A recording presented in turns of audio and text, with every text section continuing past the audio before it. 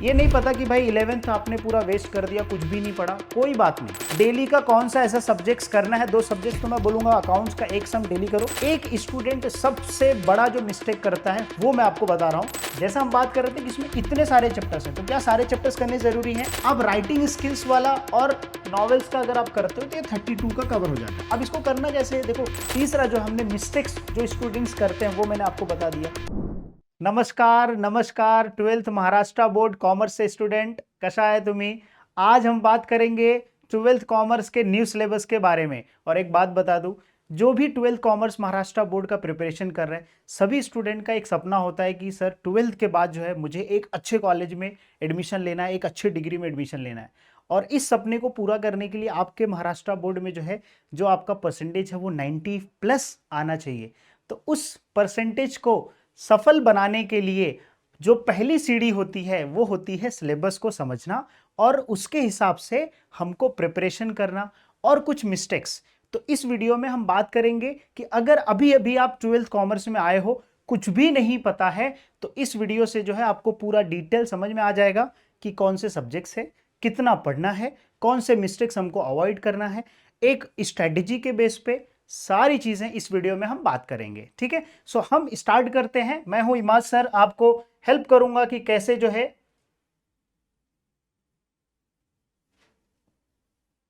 Okay, pencil ले लिया now.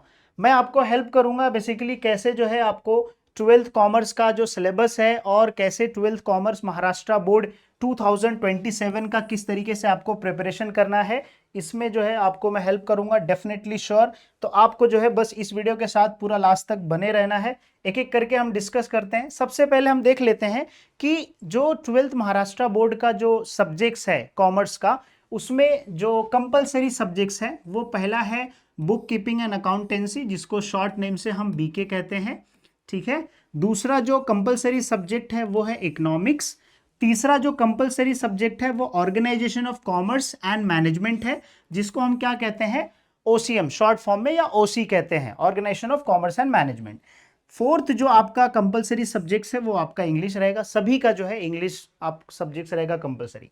बाकी के जो 2 सब्जेक्ट्स होते हैं यहाँ पे जो है स्टूडेंट अपने लैंग्वेज के हिसाब से और अपने स्किल्स के हिसाब से वो क्या करता है, चूज करता है। जैसे 5th में 2 ऑप्शन मिलते हैं, या तो वो सेक्रेटल प्रैक्टिस दैट इज एसपी, या फिर वो मैथ ले सकता है। मैथ में 2 पेपर होता है, पेपर 1 पेपर 2, ठीक है। यहाँ पे स्टूडेंट को चॉइस मिलता है।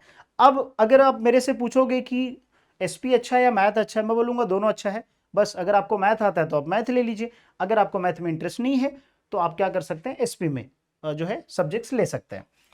5th, उसके बाद जो 6 सब्जेक्ट्स आता है, अब यहाँ पे मैंने हिंदी और मराठी और आईटी लिया है। बहुत सारे स्टूडेंट आईटी सेलेक्ट करते हैं, बहुत सारे स्टूडेंट हिंदी सेलेक्ट करते हैं, बहुत सारे मराठी।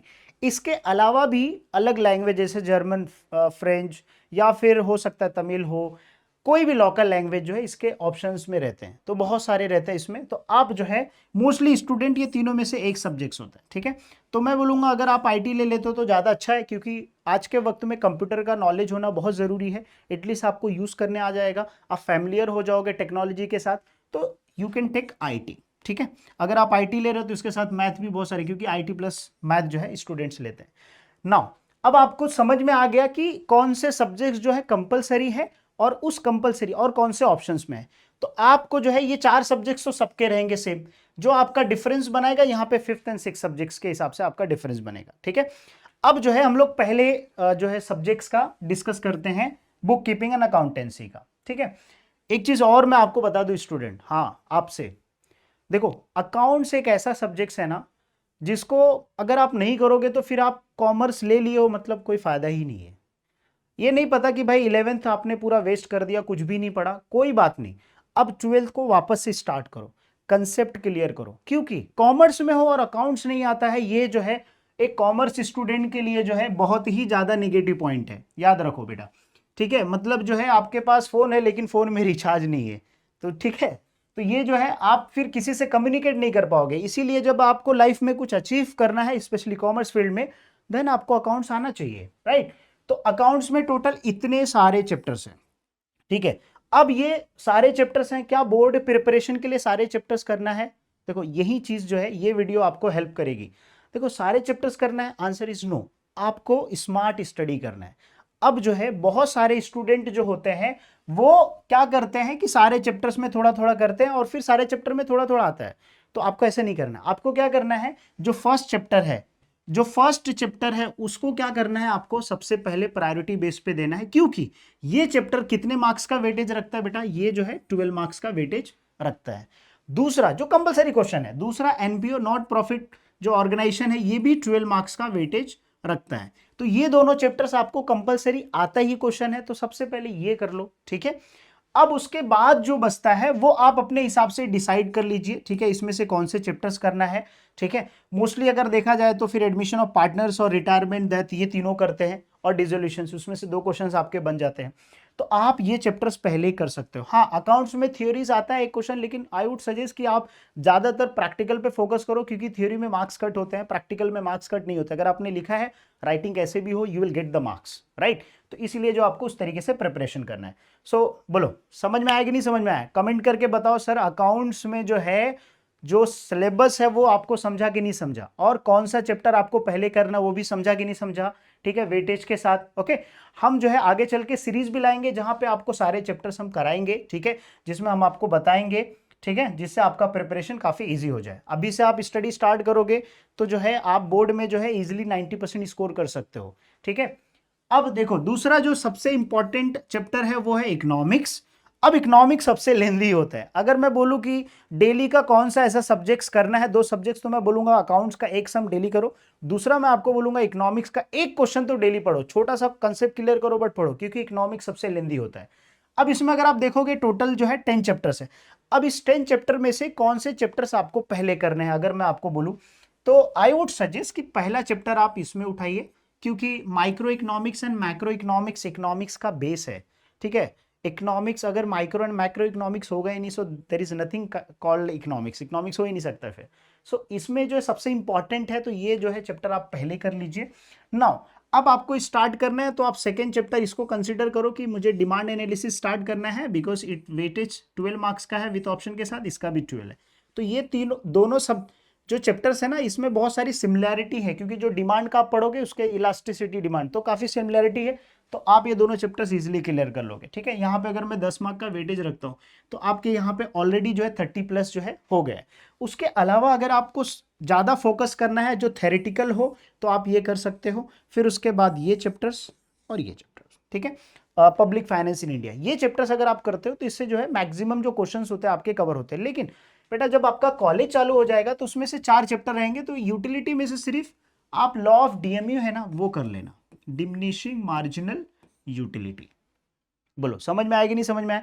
इसमें टोटल 10 चैप्टर है, 10 चैप्टर में से अपने को पढ़ना कितना है, टोटल 7 चैप्टर्स पढ़ना है।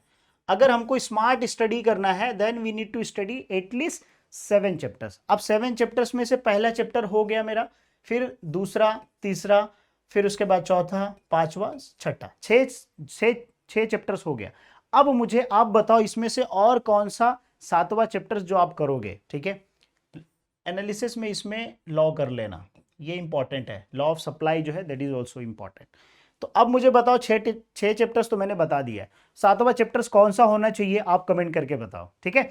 सो अब हम डिस्कस करते हैं, समझ में आ गया पूरा इकोनॉमिक्स का अच्छे से, राइट। हम लोग जाते हैं आगे बढ़ते हैं। नेक्स्ट जो है ओसीएम है, organisation of commerce and management. अब देखो ये ओसीएम एक ऐसा सब्जेक्ट है ना जिसमें आप आराम से स्कोर कर सकते हो। इकोनॉमिक्स में स्कोरिंग थोड़ा सा डिफिकल्ट है, लेकिन ओसीएम में बहुत इजी है। सर कैसे इजी है, क्योंकि इसमें जो है सिलेक्टेड चैप्टर्स है, सिलेक्टेड टॉपिक्स है, वो कंपलसरी आते ही हैं। जैसे अगर मैं आपको बोलूँ इसमें से ये कंज्यूमर प्रोटेक्शन वाला जो चैप्टर है, इसमें से एक कंज्यूमर का राइट्स, एक क्या है कंज्यूमर का राइट्स कंपलसरी आता ही है, और इसका जो डिस्टिंग्विश बिटवीन है डीबी किसके अंदर, डिस्ट्रिक्ट फॉर्म के अंदर, state commission, national commission, compulsory है। तो ये सिलेक्टेड टॉपिक है, आएगा ही तो वही कर लो, ठीक है। उसके अलावा अगर आपको पढ़ना है तो आई वुड सजेस्ट कि ये चैप्टर लास्ट का जो मार्केटिंग चैप्टर है वो आप करो, और फर्स्ट चैप्टर आपको कंप्लीट करना है। तो ये 2 चैप्टर्स हो गया। उसके अलावा सबसे ज्यादा वेटेज ये बिजनेस सर्विस के ऊपर रखा है, बस बहुत लेंदी है। सो आप ये भी चैप्टर्स स्टार्ट कर सकते हो। मतलब अगर आप 3 चैप्टर कर लिए, फर्स्ट और ये बिजनेस सर्विस, ये जो 4th वाला चैप्टर है, और फिर ये लास्ट वाला चैप्टर। अगर आप ये 3 चैप्टर्स करते हो और बाकी के जो है ना प्रीवियस ईयर क्वेश्चंस पेपर के क्वेश्चन उठा लेते हो तो आपका पूरा 80 में से 80 इजीली स्कोर कर सकते हो। ठीक है, बस आपको ऑब्जेक्टिव्स का प्रैक्टिस करना पड़ेगा। नाउ तो जैसा हम बात कर रहे थे कि इसमें इतने सारे चैप्टर्स हैं, तो क्या सारे चैप्टर्स करने जरूरी हैं? Answer is no. हम इसीलिए आए हैं ताकि आपको हम बताएं कि कैसे आपको स्मार्ट स्टडी करना है। बेसिकली इसमें से ओसीएम में से आपको सबसे मेन चैप्टर्स उठाना है। सबसे पहले मैंने आपको बता दिया ये प्रिंसिपल ऑफ मैनेजमेंट, और फिर फंक्शन ऑफ मैनेजमेंट, उसके बाद बिजनेस सर्विसेज, फिर उसके बाद लास्ट में मार्केटिंग। ये ऐसे चैप्टर्स हैं जो आगे चल के भी काम आएंगे। ठीक है, तो आपको ये पहले उठा लेना है। बाकी उसके बाद जो है अगर आपको प्रैक्टिस करना है then you can go for it, कि आप जो है इसमें इमर्जिंग मोड ऑफ बिजनेस में जा सकते हो, जहां पे आपको ई बिजनेस के बारे में थोड़ा सा केपीओ बीपीओ ये सारी चीजों के बारे में पता चलेगा। So that is very good for as per the market, तो आप यहाँ पे पढ़ सकते हो। ठीक है, तो अगर ये आप इतने चैप्टर्स करते हो, स्टार्टिंग से ही प्रैक्टिस करते हो, तो आपके बोर्ड एग्जामिनेशन में आराम से जो है आप 90 का टारगेट लेके जा सकते हो। ठीक है, लेकिन रुको रुको रुको, अभी वीडियो को यहां तक देखा ना अभी, और एक सबसे इंपॉर्टेंट चीज जो मैं बताने वाला हूं वो मिस्टेक्स जो आपको नहीं करनी है। ठीक है, क्योंकि ये जो है सिलेबस हम देख रहे हैं, लेकिन मिस्टेक्स वो हमको नहीं करना है ताकि जो है हमारे बोर्ड एग्जाम में 90% इजिली आए। ठीक है, तो अब जो है इंग्लिश सब्जेक्ट्स है। अब इंग्लिश में मेरा जो एडवाइस होता है, लाइक स्टूडेंट्स को बोर्ड में मैं काफी सालों से एडवाइस कर रहा हूं। सो उसमें मेरा एडवाइस क्या होता है कि जब भी आप इंग्लिश का पढ़ रहे हो तो सबसे पहले ना आप सेक्शन 4 पे चले जाओ, सेक्शन 4 पे, और फिर जो है सेक्शन 3 पे। ये जो होता है ये टोटल आपका 16 मार्क का वेटेज लेता है, और ये भी कितने मार्क का लेता है? 16 मार्क का वेटेज लेता है। टोटल 32 मार्क्स का ये हो जाता है। एक सेक्शन 4 जो है वो नॉवेल सेक्शन है, और सेक्शन जो 3 है ये क्या है? राइटिंग स्किल्स है। ठीक है, अब राइटिंग स्किल्स वाला और नॉवेल्स का अगर आप करते हो तो ये 32 का कवर हो जाता है। अब इसको करना कैसे है? देखो, आपको बहुत सारे ऑनलाइन ऑफलाइन में जो है आपके पास बुक रहेगा, आप बस नॉवेल समझ लो। नॉवेल को समझ लिया तो मतलब आपका सेक्शन 4 कवर हो गया 16 मार्क का। राइटिंग स्किल्स में जो टॉपिक्स हैं जैसे कि इंटरव्यू क्वेश्चंस है, एक्सपांशन ऑफ आइडिया है, ड्राफ्टिंग वर्चुअल मैसेजेस है, फिर ब्लॉग है, रिव्यू लिखना, बुक रिव्यू है, ये सारे जो टॉपिक्स हैं वो आप कर लीजिए तो आपका 16 मार्क कवर हो जाता है। तो आपको इंग्लिश सब्जेक्ट्स क्या करना है? चैप्टर वाइज नहीं जाना है, आपको क्या करना है? सेक्शन वाइज जाना है। आप अगर सेक्शन वाइज पहले से प्रिपेयर रहोगे तो आपका बोर्ड एग्जामिनेशन में आराम से बहुत अच्छा मार्क्स आएगा ना। उसके बाद क्या करना, मैं नहीं बोल रहा हूं कि सब्जेक्ट वाइज नहीं है, फिर उसके बाद जो है आपका जो सेक्शन 2 है, ठीक है, अगर हम लोग सेक्शन 2 की बात करते हैं तो पोएम की है, तो फिर आप पोएम कीजिए, जैसे पोएम का एप्रिसिएशन कर लीजिए, उससे मैक्सिमम क्वेश्चंस आपके कवर हो जाएंगे, राइट। तो आप वो करिए, फिर उसके बाद लास्ट में सेक्शन 1 में आइए। अब ये सेक्शन 1 में आने के लिए जो है सबसे, जैसे अगर आप क्वेश्चन नंबर 2 के बाद देखोगे तो उसमें जैसे माइंड मैपिंग है, समरी राइटिंग है, वहां से 6 मार्क्स तो वैसे ही कवर हो जाते हैं। तो आप क्या करो, इस तरीके से डिवाइड करो। आप जब अभी स्टार्ट करोगे तो अभी आपका माइंड फ्रेश है, काफी अच्छा टाइम है, बहुत सारा जो है टाइम है, तो उसके लिए आप क्या करो, सेक्शन 4 से स्टार्ट करो। सेक्शन 4 नॉवेल्स का कंप्लीट करो, 4 से 5 नॉवेल है, बस उतना इनफ है। 16 मार्क का वहां से जो है आराम से कवर हो जाता है। फिर राइटिंग स्किल 16 मार्क का कवर हो जाता है, उसमें से 4 से 5 सेलेक्ट करो। और जैसे ईमेल राइटिंग हो गया, इंटरव्यू क्वेश्चंस हो गया, या ब्लॉग राइटिंग हो गया, फिर ड्राफ्टिंग वर्चुअल मैसेज हो गया, ये जो 5-6 है ना इंटरव्यू क्वेश्चन, ये सब 5 सेलेक्ट करो और उसको ही प्रैक्टिस करो। दैट इज इनफ, आपका 16 कवर होता है। उसके बाद फिर पोएम पे आना है। जो भी 8 पोएम है, 8 में से 7 पोएम या जो भी जितनी भी 8 पोएम्स है, सबके एप्रिसिएशन अच्छे से रिव्यू पढ़ो। ठीक है, सारी चीजें। फिर उसके बाद फिर पैसेज में आओ, ताकि आपका जो टाइम है ना वो सही तरीके से यूटिलाइज कर सके। क्योंकि बेटा टाइम एक ऐसी चीज है ना जिसकी कोई वैल्यू नहीं होती है। आप उसको 1 रुपए में भी ऐसे ही वेस्ट कर सकते हो, या उसको 1 करोड़ भी लगा सकते हो। ठीक है, सो time has a most important value. तो आपका टाइम जो इंग्लिश में जाना चाहिए वो इस तरीके से जाना चाहिए कि आपका पहले सेक्शन 4, फिर सेक्शन 3, फिर उसके बाद सेक्शन 2 और सेक्शन 1। अब इसमें बोलोगे सर ग्रामर का क्या हाल है?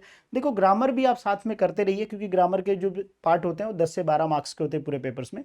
तो आप भी धीरे धीरे, जैसे प्रीपोजिशंस हो गया, फिर उसके बाद जो है इसके अंदर एक और आता है चेंज द वॉइस, जो है वो क्वेश्चन आता है, फिर करेक्शन आता है, तो इसमें जो है वर्ड्स का आता है। तो ये सारे जो है आपको उसके साथ भी क्या करना, प्रैक्टिस करना है। ठीक है, कुछ इंपॉर्टेंट्स होते हैं। हम आगे चल के वीडियोस भी लेके आएंगे जिसमें हम आपको बताएंगे कि ये क्वेश्चंस है ना, यही क्वेश्चंस रिपीट हुए हैं और यही आपको करने हैं। ठीक है, जैसे स्पॉट द एरर वाले टाइप के ग्रामर्स होते हैं वो पक्का इसमें पूछता ही है। ठीक है, तो अब मुझे बताओ, इंग्लिश का भी समझा कि नहीं समझा? यहां तक समझा? कमेंट करके बताओ बेटा कि इंग्लिश सब्जेक्ट्स में भी क्या पढ़ना है, समझ में आ गया? इंग्लिश सब्जेक्ट्स पूरा सिलेबस चैप्टर वाइज मत जाओ, सबसे पहले क्वेश्चन पेपर उठाओ, क्वेश्चन पेपर उठाने के बाद सेक्शन 4 के जो चैप्टर्स है उसको पहले कंप्लीट करो, फिर उसके बाद राइटिंग स्किल्स का खुद से पेपर देखो, उसमें से जो है 4 सेलेक्ट करो, 4 का पढ़ाई कर लो, फिर उसके बाद पोएम पे जाओ और फिर जो है आपका जो पैसेज है जो चैप्टर्स है उसके हिसाब से जाओ, ठीक है? साथ में ग्रामर का भी थोड़ा थोड़ा प्रैक्टिस करते रहो, ठीक है? नाउ अब आता है सेक्रेटल प्रैक्टिस दैट इज एसपी, ठीक है? अब मेरा क्वेश्चन है आपसे सभी लोगों, मेरे प्यारे स्टूडेंट्स कॉमर्स के, सो आप लोग जो है अभी क्या करोगे, एक टास्क दे रहा हूं कि जो पहला चैप्टर है और जो दूसरा चैप्टर है और जो तीसरा चैप्टर है, ये तीनों चैप्टर्स का सेक्रेटल प्रैक्टिस में क्या नाम है, कमेंट करके बताओ। क्योंकि एसपी सब्जेक्ट्स में बस आपको यही 3 चैप्टर ही करना है। अगर आपने ये 3 चैप्टर्स कर लिया, उसके अलावा बस 2 चीज करना है। एक क्या करना है, एक जो है डिस्टिंग्विश बिटवीन करना है आपको, ठीक है? 8 से 10 डिस्टिंग्विश होते हैं, और उसके बाद जो है कम से कम 6 लेटर्स आपको करने हैं बस। अगर आप ये 3 चैप्टर्स करते हो और डिस्टिंग्विश बिटवीन करते हो और 6 लेटर्स कर लेते हो, 8-10 डिस्टिंग्विश है इस पूरे सिलेबस में, अगर उतना करते हो और लेटर्स अगर कर लेते हो 6 लेटर्स, 2 चैप्टर्स के, 3 चैप्टर्स के लेटर्स है करस्पॉन्डिंग, वो क्या करना है उसमें से 2 ही करना है, क्योंकि 2 लेटर अपने को अटेम्प्ट करना पड़ता है, 5-5 मार्क्स के होते हैं, ठीक है? तो अगर हम ये कर लेते हैं तो हमारे जो क्वेश्चंस, मैक्सिमम जो क्वेश्चंस होते हैं बोर्ड पेपर्स में वो कवर हो जाते हैं। तो एसपी सब्जेक्ट्स का अगर आप सिलेबस देखोगे तो बहुत वास्ट है या बहुत सारा है, लेकिन उसको पढ़ना कैसे है वो मैं आपको बता रहा हूं कि आपका पहला चैप्टर, दूसरा चैप्टर, तीसरा चैप्टर। नहीं कमेंट किया अभी तक चैप्टर का नाम, कमेंट करो, ठीक है? तो वो तीनों चैप्टर्स आपको पहले कर लेना है, फिर उसके बाद डायरेक्टली आपको डिस्टिंग्विश बिटवीन पे चले जाना है और फिर लेटेस्ट पे। अगर आपने इतना प्रिपरेशन किया, समझ जाइए आपका 80 to 90% बोर्ड का एग्जामिनेशन का प्रिपरेशन खत्म हो गया। अब आता है ऑब्जेक्टिव्स का 20 मार्क का, उसके लिए भी हम मैराथन लाएंगे, ठीक है? तो आप हमारे साथ जुड़ जाइए चैनल के साथ, ठीक है? जो बच्चा स्टार्टिंग से जुड़ता है ना उसका सबसे ज्यादा फायदा होता है। मान लीजिए ये वीडियो कोई हो सकता है 2 महीने बाद देख रहे हैं, तो अब जो प्रैक्टिस फॉलो करेगा तब से फॉलो कर सकते, लेकिन आप अभी से जुड़ोगे, अपने दोस्तों को भी शेयर करो, उन अभी से जुड़ोगे तो जो भी वीडियोस आने वाली है वो सब आप सबके लिए जो है हेल्प करेंगे, ठीक है? नाउ फिर उसके बाद जो है, अब ये जो वीडियो का है सबसे इंपॉर्टेंट पॉइंट है। ये वीडियो का इंपॉर्टेंट पॉइंट इसलिए है क्योंकि एक स्टूडेंट सबसे बड़ा जो मिस्टेक करता है वो मैं आपको बता रहा हूं, क्योंकि मैं खुद बोर्ड का एग्जाम दिया हूं और इतने सालों से बोर्ड एग्जामिनेशन का प्रिपरेशन करा रहा हूं। इतने सारे स्टूडेंट जो है मैंने ट्रेन किए हैं, लाखों से ज्यादा स्टूडेंट्स को मैंने पढ़ाया है, और उसमें से कुछ अच्छे मार्क्स लेके आ जाते हैं, कुछ नहीं स्कोर कर पाते हैं। वो इसलिए क्योंकि वो ये मिस्टेक्स रिपीट करते हैं। अगर मैं बहुत पूरा बुक्स पढ़ लिया हूं तो भी मेरे 90% आ जाएंगे, इसकी कोई गारंटी नहीं है। क्यों? क्योंकि ये आप मिस्टेक्स रिपीट करते हो। सबसे जो बड़ा मिस्टेक होता है कि स्टूडेंट क्या करता है, बोर्ड का एग्जामिनेशन जो प्रिपरेशन होता है ना, वो 1 महीना पहले या 2 महीना पहले स्टार्ट करता है, मतलब बहुत लेट स्टार्ट करता है। अब जो है जब लेट स्टार्ट करेगा तो इतना सारा सिलेबस क्या एक दिन में या 1 महीने में कवर किया जा सकता है? आंसर इज नो, नहीं किया जा सकता है। तो इसीलिए जो है बोर्ड एग्जामिनेशन का प्रिपरेशन आपको स्टार्टिंग से ही करना है, मतलब अभी से ही शुरुआत करना है। क्यों? क्योंकि अगर आप अभी से शुरुआत करोगे तो आप क्या करोगे, थोड़ा थोड़ा थोड़ा पढ़ के, अब थोड़ा थोड़ा पढ़ के क्या कर सकते हो, बहुत अच्छा परसेंटेज बोर्ड एग्जाम में स्कोर कर सकते हो। इसीलिए सबसे पहले जो स्टूडेंट जो मिस्टेक करता है फर्स्ट की, जो स्टार्ट प्रिपरेशन लेट करता है ना, वो लेट करेगा तो हमेशा जो है वो पूरा सिलेबस कवर नहीं होगा। फिर बोर्ड एग्जाम में उसके जो एक्सपेक्ट किया है ना, बेटा जो सपना है ना कि अच्छे कॉलेज में एडमिशन लेना है, अच्छा डिग्री में एडमिशन लेना है, तो वो जो है आपका बस सपना ही रह जाएगा। तो मैं नहीं चाहता हूं कि आपका सपना बस सपना ही रह जाए, उसको रियलिटी में करो कि बोर्ड का एग्जामिनेशन अभी से प्रिपरेशन करना चालू करो बेटा। दूसरा, जो भी आप स्टडी करोगे उसका एक टाइम टेबल बना लो। कभी क्या होता है ना, चलना आज का पढ़ने का मन नहीं है, छोड़ देते, फिर उसके बाद चल ठीक है चल अकाउंट्स ही करते, 10 लोग बैठे, 5-6 लोग बैठे, चल अकाउंट्स ही करते, मतलब जब मन में आया जो मन में आया कर लिया, ऐसा नहीं होता है। जो भी आप स्टडी करते हो ना डिसिप्लिन के साथ बेटा, वो क्या करना है तुमको, एक प्रॉपर टाइम टेबल फॉलो करना है, ठीक है? जैसे एग्जांपल के तौर पे स्कूल का जो टाइम टेबल होता है आप फॉलो करते हो, राइट? लेक्चर्स के लिए टीचर्स भी फॉलो करते हैं, राइट? सो हम भी फॉलो करते हैं टाइम टेबल शेड्यूल, तो आपको भी क्या करना, अपना एक खुद का टाइम टेबल स्टडी बना लेना है और उसी स्टडी टाइम टेबल के हिसाब से क्या करना है, आपको प्रैक्टिस करना है, ठीक है? So it is very very important. Now ignoring basic concept. अब क्या होता है ना, जब आप लेट स्टार्ट किए हो तो जो आ रहा है बस उसको पढ़ते जा रहे हो, एग्जैक्टली कंसेप्ट क्या है वो आपका क्लियर नहीं है, ठीक है। तो हम आपको हेल्प करेंगे आपके कंसेप्ट क्लियर करने में सभी सब्जेक्ट्स के। बस आपको क्या करना है, अभी से जुड़ जाना, ताकि जितने भी वीडियोस आएंगे आप उसको फॉलो करो और अच्छे परसेंटेज का जो है टारगेट रखो, ठीक है। और उससे भी ज्यादा इंपॉर्टेंट, जैसे मैंने बताया ना, पूरा अगर पढ़ लिया, मुझे जब मैं 12th में था ना तो मेरे को पूरा बुक याद था इकोनॉमिक्स का, बट मेरे बोर्ड में ना उसमें 75 कुछ इकोनॉमिक्स में, बाकी जो परसेंटेज थे ना मेरे कम आए थे, ठीक है। लेकिन मैथ में और अकाउंट्स में 80+ थे मेरे ना। वो कम क्यों आए थे पता है मेरे को थ्योरी में? इसलिए क्योंकि ना मैं जो भी पढ़ता था वो तो मुझे याद था, लेकिन उसको लिखना कैसे है उसका मैंने प्रैक्टिस नहीं किया था। इसीलिए जो है अपने को क्या करना है, राइटिंग प्रैक्टिस करना। मतलब जो भी पढ़ोगे उसको आप लिखो, एक नहीं, 2 बार, 3 बार, 4 बार, 5 बार, 10 बार लिखो, ताकि इधर बैठ जाओ और उसको एग्जाम में भी अच्छे से प्रिपरेशन करो, राइट नाउ। एक और इंपॉर्टेंट कि भाई पीवाईक्यूज, बहुत सारे बच्चे जो होते हैं ना वो भाई सोचते हैं कि प्रीवियस ईयर के बोर्ड क्वेश्चन पेपर क्या प्रैक्टिस करना, बस ऐसे देखते हैं पेपर, हाँ ये क्वेश्चन मेरे को आता है, मेरे को आता है, ऐसा नहीं। प्रीवियस ईयर का क्वेश्चन पेपर उठाओ, उसको सॉल्व करो बगैर देखे, क्योंकि जब आप सॉल्व नहीं करोगे तब आपको पता कैसे चलेगा कि एक्चुअल में आपका कितना परसेंट है, राइट, कितना परसेंट आ रहा है। तो पेपर देख के बोला हाँ ये आता है आता है, ऐसा नहीं। पेपर रखो, टाइम लगाओ, बरोबर लिखना, सॉल्व करना चालू करो, तब आपको समझेगा कि आपने जो है बोर्ड एग्जाम्स के लिए प्रिपरेशन की तैयारी हुई है कि नहीं हुई है। तो प्रीवियस ईयर के बोर्ड पेपर क्वेश्चन पेपर भी क्या करना, आपको प्रैक्टिस करना है। लास्ट में जो प्रेजेंटेशन है भाई, जैसे मान लीजिए अगर आप अकाउंट्स का बना रहे हो टेबल फॉर्मेट, और वो फॉर्मेट किधर इधर आगे पीछे एक पेज लास्ट पेज ऐसा हो जा रहा है, तो वो फिर वो गलत है।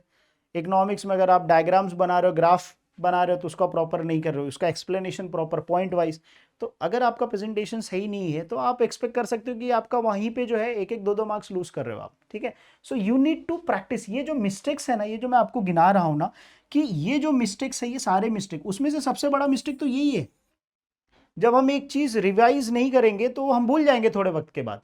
अगर मैं खुद पढ़ता हूं और मैं खुद रिवाइज नहीं करता हूं तो मैं भूल जाऊंगा। तो मेरे प्यारे स्टूडेंट, आपको भी क्या करना है, आपको जो है रिवाइज करना है। जब तक आप रिवाइज नहीं करोगे, दिन में 10 बार रिवाइज नहीं करोगे, तब तक जो है वो चीजें दिमाग में बैठेगी नहीं, तब तक वो चीज अच्छी भी नहीं लगेगी, ये ध्यान रखिएगा ना। अब सबसे इंपॉर्टेंट देखो, मैंने आपको क्या बताया, सिलेबस बता दिया। जैसे मैंने आपको स्टार्टिंग में बताया था कि ये जो आपका सपना है ना, उसको पूरा सफल करने के लिए और पूरा करने के लिए ये जो पहला स्टेज है ना, वो हम उसमें आपकी हेल्प कर रहे हैं। तो उसमें मैंने आपको सिलेबस बता दिया, कौन से चैप्टर्स करने हैं पहले वो भी मैंने वेटेज के साथ आपको बता दिया। दूसरा तीसरा जो हमने मिस्टेक्स जो स्टूडेंट्स करते हैं वो मैंने आपको बता दिया। अब जो है कुछ स्ट्रैटेजी प्लान दो, उसको हम फॉलो करेंगे, जिससे हमारे बोर्ड में जो 60%, हमारा 11th बहुत खराब गया, मुझे 40% आया, 38% आया, 60% आया, 70% आया। अब मुझे बोर्ड एग्जाम 2027 महाराष्ट्र के 80% या 85 या 90% स्कोर करना है। मैं हमेशा बोलता हूँ बेटा, बड़ा टारगेट रखेगा ना तो उसके पास भी पहुंच गया तो भी अपना जो टारगेट था वो अचीव हो गया। इसीलिए जो 90% अगर अचीव करना है, पूरा 11th खराब गया, अभी 90% स्कोर करना है, तो उसके लिए क्या करना है, उसके लिए सबसे इंपॉर्टेंट है कि आपको क्या करना है, एक डे प्लान बनाना। मतलब डेली का जो प्लान होता है वो आपको एग्जीक्यूट करना है। एक 1 आवर क्या करना है आपको, थ्योरी सब्जेक्ट्स के लिए देना है। एक मिनट, हाँ,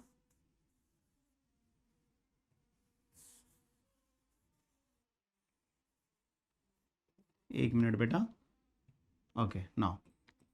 थ्योरी सब्जेक्ट्स के लिए क्या करना है, 1 आवर देना है, और 1 आवर, एटलीस्ट 1 आवर क्या करना है आपको, प्रैक्टिकल सब्जेक्ट्स के लिए देना है।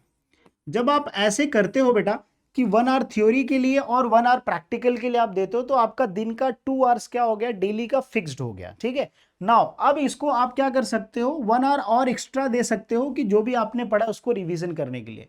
तो अभी से अगर आप स्टडी स्टार्ट कर रहे हो तो आई वुड से कि एटलीस्ट देखो, ये भी कह रहा है कि भाई गुस्से में देख रहा है क्या, कि तुझे क्या करना है, 2 घंटा नहीं 4 घंटा पढ़ना है, तो एटलीस्ट 2+ और क्या करो, 2 आवर्स ऐड कर दो।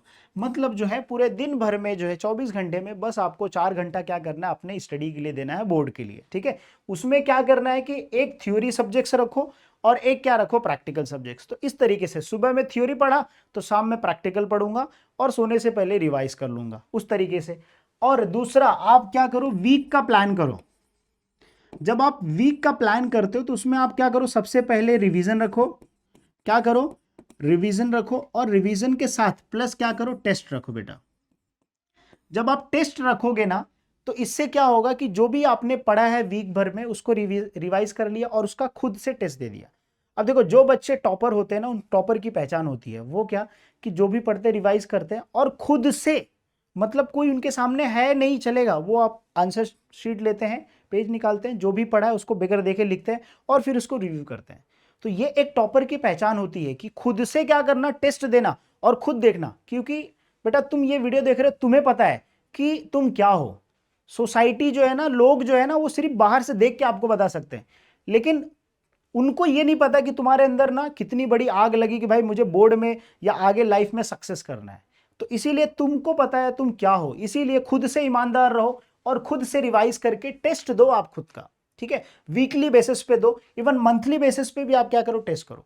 तो अगर आप ये दो प्लान फॉलो करते हो, ठीक है, प्लस आपको क्या करना है, यहां पे जो भी कंसेप्ट है, मतलब जो भी आप पढ़ोगे उसका कंसेप्ट आपको क्लियर करना है, उसका प्लस क्या करना है, रिवीजन करना है, और रिवीजन करने के बाद उसका टेस्ट देना है। ये आपको हर वीक रिपीट करना है।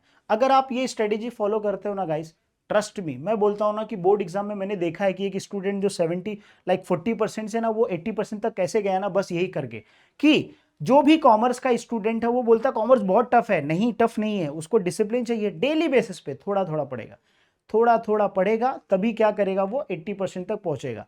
क्योंकि जैसे हम सीढ़ी पे चढ़ते हैं ना, एक सीढ़ी दो, जैसे एक एक सीढ़ी स्टेयर चढ़ते रहते हैं, वैसे क्या होता है, हम ऊपर जाते रहते हैं। लाइफ में भी बेटा वैसी सेम है कि अगर तुम जैसे जैसे चढ़ते जाएगा वैसे वैसे क्या होता जाएगा, ऊपर चलते जाएगा। उसी तरीके से थोड़ा थोड़ा प्रैक्टिस डे का क्या करेगा, वो एक बड़ा टारगेट की तरफ जो है तुझे लेके जाएगा। इसीलिए जो है तुझे क्या करना चाहिए, डेली का थोड़ा थोड़ा स्टडी करना चाहिए। इसलिए जो है ये अगर आप डे प्लान फॉलो करते हो तो डेफिनेटली श्योर जो है तुम्हारा बोर्ड एग्जाम में बहुत अच्छे परसेंटेज आएंगे।